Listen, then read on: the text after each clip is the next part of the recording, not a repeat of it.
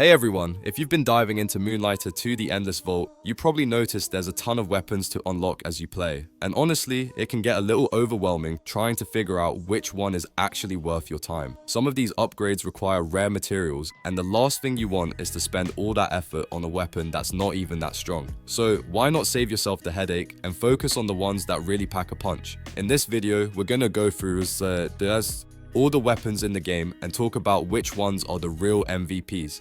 I'll share my personal favorites, but we'll also look at what's objectively useful so you can make smarter choices on your runs. Keep in mind, the game is still in early access, so things might change a bit over time. But for now, let's figure out which weapons are worth upgrading and which ones you can just leave behind. I'm quickly moving on to the video, and I'm ranking weapons in Moonlighter 2 The Endless Vault. Before we start, if you enjoy these types of list videos, don't forget to like the video and subscribe. Enjoy watching. My friends, only 0.1% of viewers subscribe. If you like this type of content, please do not forget to subscribe to the channel. Thank you in advance for your support.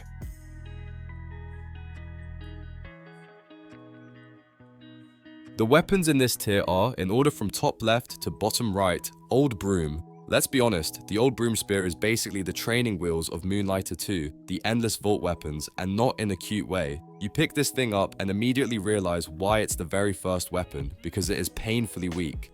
Every boss fight feels like you are trying to poke a dragon with a stick, and don't even get me started on the fact that it does not have a special attack. On the bright side, you do get that quirky side quest where you have to defeat a boss using it, which, let's be honest, is probably the only time anyone has actually enjoyed flailing around with this broom-speared contraption. The reward makes it almost worth the struggle, but seriously, brace yourself for some comically slow boss battles. The weapons in this tier are, in order from top left to bottom right, Heartbeat Hunter, Ultimate Gauntlets, Blob Gun, The Vow, Combat Rod, Merchant's Short Sword, Merchant's Spear, and Merchant's Gauntlets. Let's kick things off with the Heartbeat Hunter Gauntlets. Now, if you've already finished every world and basically mastered the game, you might be able to bump this one up to tier A or maybe even tier S if you have the perfect perks. But for everyone still discovering bosses and enemies, that double damage downside is like hugging a cactus, painful and honestly kind of dangerous. Next up, the Ultimate Gauntlets.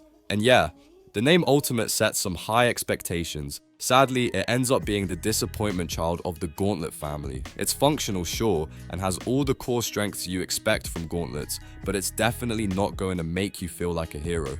Then we have the Blob Gun, your starting gun, basically upgraded. There's nothing wrong with it, it's solid, reliable, and does the job. It's just a little vanilla compared to the flashier guns in the later stages, but hey, sometimes vanilla is what you need to get the job done. Now let's talk about the Vow, a large sword with a twist, the integrated sharpness drain perk. Not my cup of tea. If you're a speed fighter who blitzes through enemies, it won't matter much. But if you like taking your time, there are definitely better large swords to swing around without your damage slowly bleeding away. Moving on to the Combat Rod Spear. It's a step up from the absolute worst spear in the game, so points for that. But here's the kicker. Using its special against normal enemies that move or fly around is almost useless. It's one of those, looks cool on paper, but reality hits hard situations.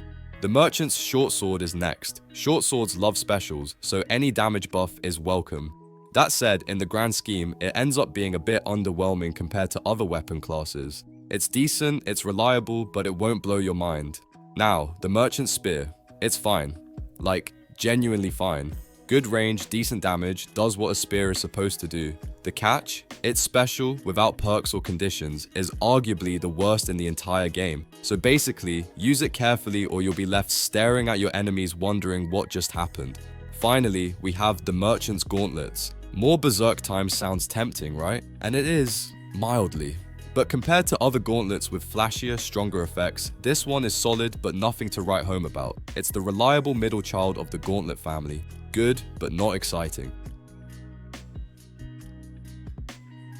The weapons in this tier are, in order from top left to bottom right, Blow Blaster, the Rectifier, Sun and Moon Ballad, Ultimate Large Sword, Everlasting Fury, Merchant's Large Sword, and Ray Axe. Let's start with the Blow Blaster gun. This thing hits like a cannon at close range, and with the right upgrades, it can absolutely shred enemies. The catch? You're basically giving up the ability to hit anything that's farther away, so it's a classic love it or hate it situation, depending on how much you like being up close and personal. Next up is the Rectifier Spear. If you play aggressively, this weapon is basically made for you. The spear's special needed a little twist, and this one delivers perfectly, letting you poke, jab, and smash your way through enemies like a true whirlwind of spears. Then we have the Sun and Moon Ballad Gauntlets, probably the crown jewel of all gauntlets in the game. Double attack effect plus any elemental perk, that's a damage multiplier that can make bosses cry. Seriously, if you haven't tried pairing them with fire or lightning yet, you're missing out. Now onto the Ultimate Large Sword. Don't be fooled if the base effect sounds meh. Buff it with sharpness or a good element and suddenly you're dishing out massive damage. Plus, the special hits multiple times, so you're basically swinging a combo machine with every attack. The Everlasting Fury. Short sword is delightfully simple but incredibly effective. You won't rack up extra points on regular enemies, but that 50% buff against bosses, that's the kind of thing that makes tough fights feel downright satisfying. The Merchant's Large Sword is all about keeping your sharpness high and reaping the rewards. The perk that boosts your damage as long as sharpness stays up is easy to maintain and gives a strong, reliable edge. No fancy gimmicks needed. Finally, the Ray Axe Short Sword. It's close to falling into tier B, but its effect is still solid. You do have to put in a bit of effort to get the most out of it, and honestly, I expected just a little more from the third short sword. Still, it's useful and can definitely hold its own in the right hands.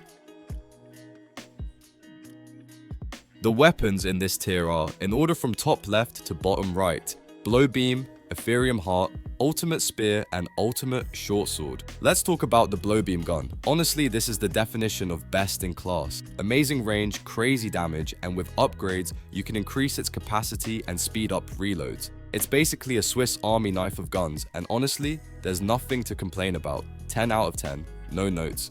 Next up, the Ethereum Heart Large Sword. This one flips the usual large sword downsides on their head and turns it into a powerhouse. It's my personal favorite, and in my book, it's the best melee weapon in the entire game.